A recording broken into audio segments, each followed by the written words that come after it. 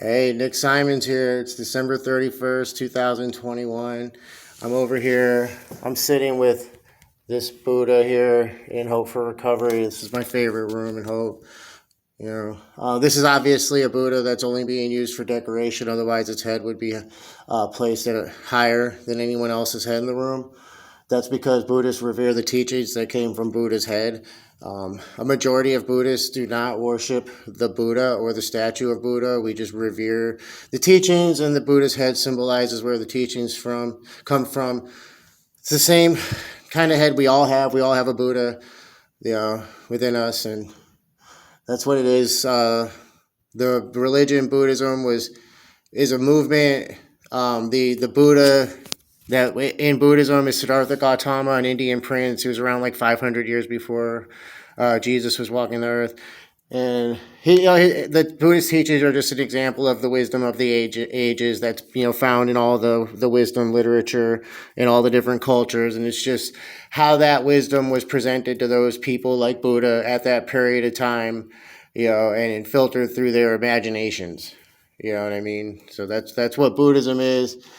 Yeah, there's been more Buddhas than the original Buddha, the Indian prince. And it doesn't matter. There's all different kinds of Buddhism, but they all basically revolve around the Eightfold Path, the Four Noble Truths, the Sangha, the Three Jewels, the Dharma, all that good stuff. But I'm making this video. This seemed like a really good time since I love this room and I'm in Hope and I love being back at Hope. It's like a family to me. Like I came here as a kid, even though I was 41 or something, and I was just like, I wanted to be a part of it. Just, hey, let me be a part of this. Let me get in where I fit in. And then like a kid, I kind of just wandered around aimlessly, and then left and came back to the family. And now as an adult, I get in where I fit in by knowing how I can be of the most amount of help to the most amount of people, which, as unglamorous as it sounds, for me, it's doing physical labor here.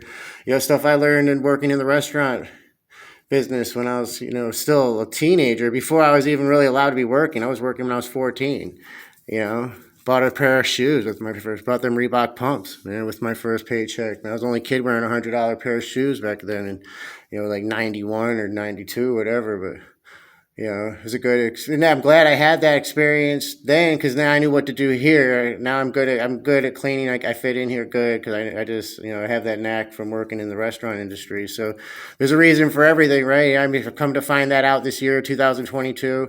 Believe it or not, I just want to get him in the shot again. We love the Buddhist teachings. Believe it or not, this 2022 is going to be a better year than 2021.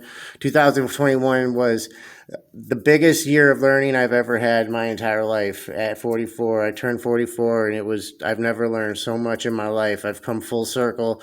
It's just amazing. Like, I can't believe I wanted to kill myself earlier this year. Like, if there was a gun in the room, it had to have been a big enough caliber to take my whole head off, I would have did it 100%. I'm glad there wasn't a gun around, or I would have killed myself, like, straight up and down. Like, I don't even play. I felt something leave my body. Like, my life force left me, and I felt empty, and I didn't want to live through the next thing I was going to do to myself, because I didn't trust myself not to do something totally crazy. So, because that's the pattern I had developed over my life. My whole entire life is just gone. It's just been one dysfunctional situation after another, and I'll get in a situation that's good, and then slowly I will ruin anything good. That's been like my pattern, and I have to own it. Learning about stuff in psychology and sociology was good, but I had to be mature about the knowledge and not a lot of it just fed into wells of anger and resentments that I had, the knowledge I had from becoming aware of what's really going on. For me, like, becoming aware of why society behaves the way it does, and why, what the contributing factors were, as far as me becoming a person with sociopathic tendencies. And it turns out maybe I did have narcissistic tendencies too, or do have it. I did the borderline personality disorder. Learning about all that stuff, it was good, but now what am I going to do with the knowledge?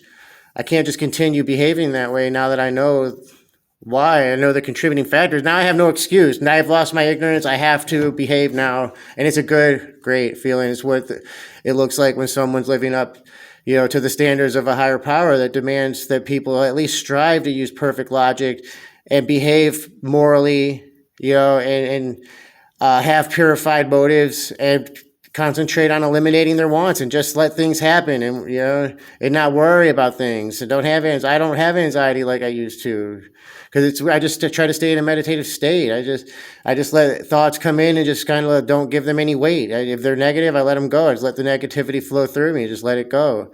And it's worked. And if the law of cause and effect has worked for me, you know, positively, like in all areas of my life now. And it was always there. I just wasn't ready to apply that to my life, the law of cause and effect. Like, I just can't believe it. But, just I've come too far to turn back now. This behaving morally thing, it's like the thought, even trying to do anything like that's really considered like a criminal act of low moral turpitude, like, makes me physically ill. I never thought this would happen. I don't. I wish that behaving morally wasn't presented to me, and I get a lot of other people, as a punishment. Because when things are presented as a punishment, they're viewed as a punishment, and people behave like they're being punished. So that says a lot right there. It's just one of these lessons. I can't let these lessons go now that I've got them. They're too valuable, these lessons. But some of these lessons, they're so valuable, I feel like I can't give away exactly how I learned them, because then other people won't go through what they went through to learn the lesson, and it won't be as valuable to them. You know what I mean? And I'm starting to feel like I'm actually living wisely instead of just learning what wise people think and then parroting those words while behaving unwisely.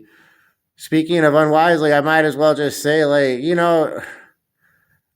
I I don't know how to say this without looking like a jerk, but I didn't have a lot. I didn't date a lot when I first moved up here to New Hampshire, and I didn't know how to do it. I didn't know how to meet women and all that. I just didn't know how to do it. I wasn't good at it. It was awkward. It was just horrible. And I didn't know I didn't realize, okay, you just don't try. Like, okay, that was the secret, I guess, in Florida for most part. But, yeah, trying just ruined everything, and it was just I just had to learn. I guess I've heard it said, but I didn't go like get a book like here's how to talk to women. Like, I guess I had to learn for myself like how to do it. And it said just you don't try anything, and that goes with the eliminating the wants and the purifying the motives, and the things will just happen if they're supposed to happen. Duh, like. People told me things like, it seems like the wisest people in my life were people that were just kind of hanging out, relaxing, not really thinking about too much. And they were like, oh, don't worry about that. People are just assholes. And then going on and just watching cartoons or whatever, like they were really the wisest ones, because they boiled it up right there. All the research and just studying and trying to figure out why this, why that. It's good for some things, but I figured out what they already knew, and they didn't do all that research. So, that's one perspective I look at it now. Like, it could be, that means a lot.